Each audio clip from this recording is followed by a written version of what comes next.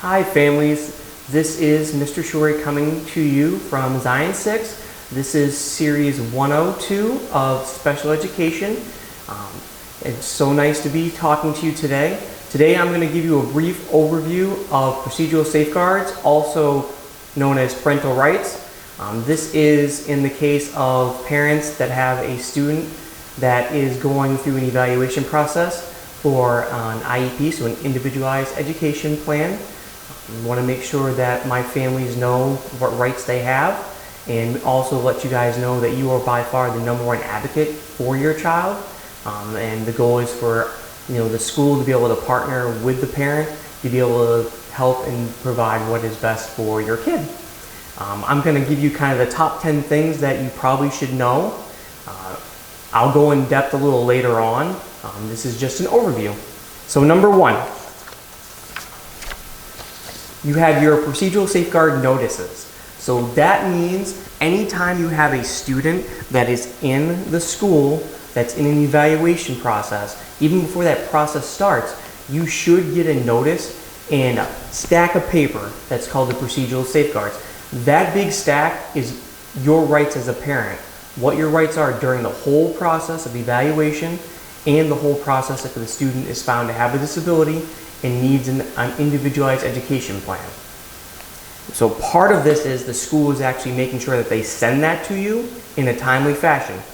Normally, what we do here is we send it right away at the very beginning of the process, either in the mail, or if you prefer by email, we'll send you a PDF copy. When we have the ability to be in person, we'll literally hand you a physical copy if that also works better for you. But it doesn't stop there. You also have the right to ask to have it read to you and explained in detail. We want to make sure that everything is understood and there's no missing parts. So if you ever have a question and you're unsure, if you have a student that's in special services, please by all means ask those questions and get those answers. You have that right. Next, number 2 of the top 10 is parent participation. Right? You are the #1 advocate for your child. You know your kid better than anybody else. So for us, we want you to be able to be part of the whole process. We want you to ask those questions, and you have the right to ask those questions. You also have a right to ask to have a meeting anytime you want. Right? By law, we have to have an annual review every year. We have to have a 3-year evaluation every 3 years.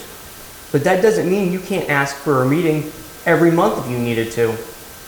That's your right, just so you know. If you feel like there's something wrong and you want to meet with the IEP team, all you have to do is call in, email in, and request a meeting. That meeting needs to be set up for you. Access to educational records. So obviously as a parent, you should have access to your child's records.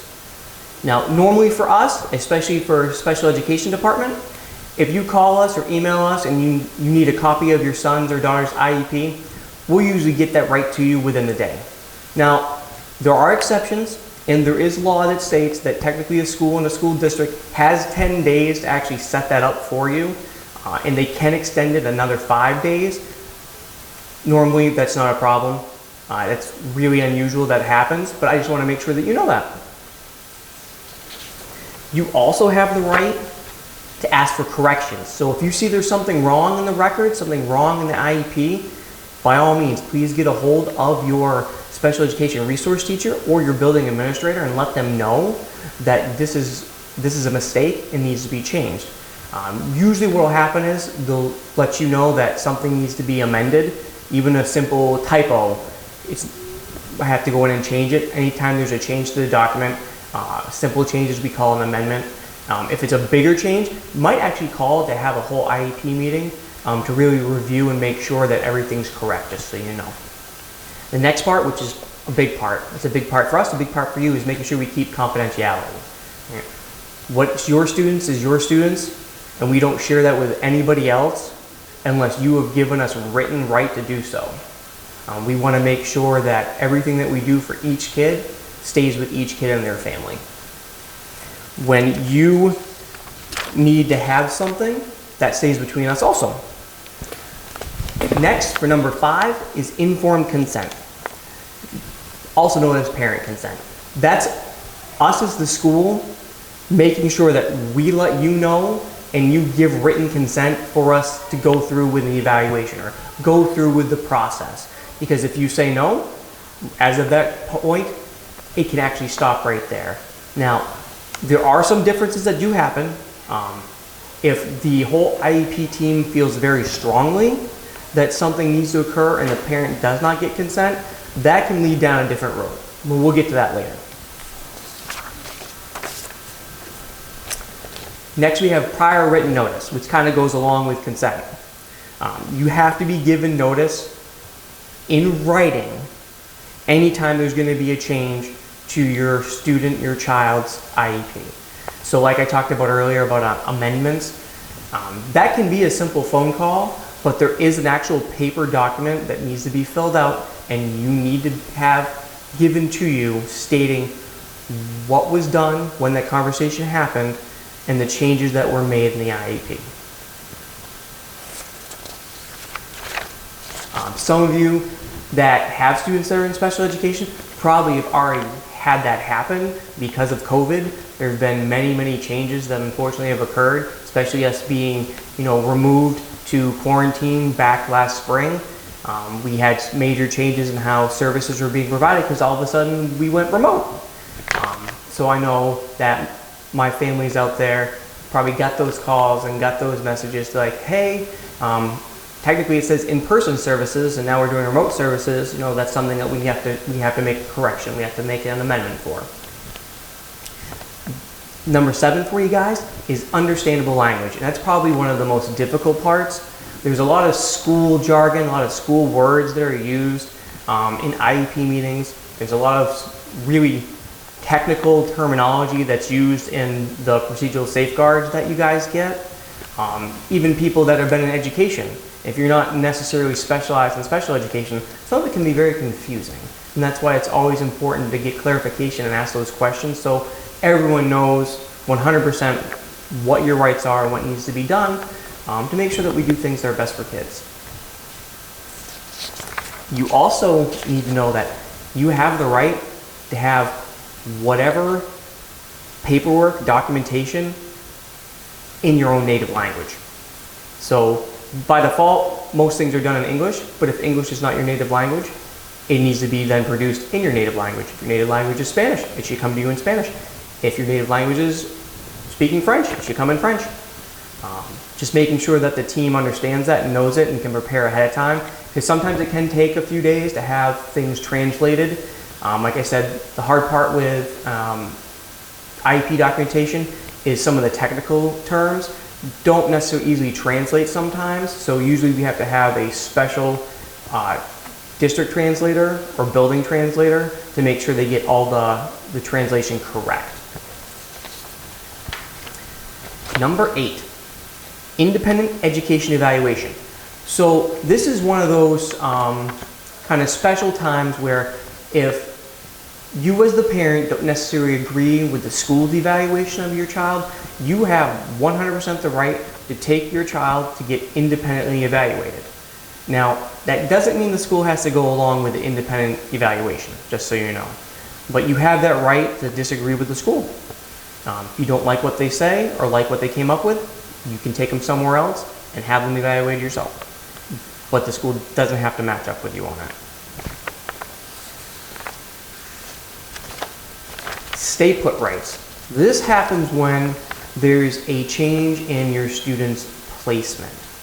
So if the IEP team is stating that a student needs a different placement, whether that's going into a more inclusive setting or going into a more restrictive setting, and you don't agree with it, you have the right to hire legal counsel, and the first step that they do is put in for a stay put clause, which means until mediation and possibly due process, which is going to the court, resolves the problem, that student doesn't go anywhere. They stay right where they were originally.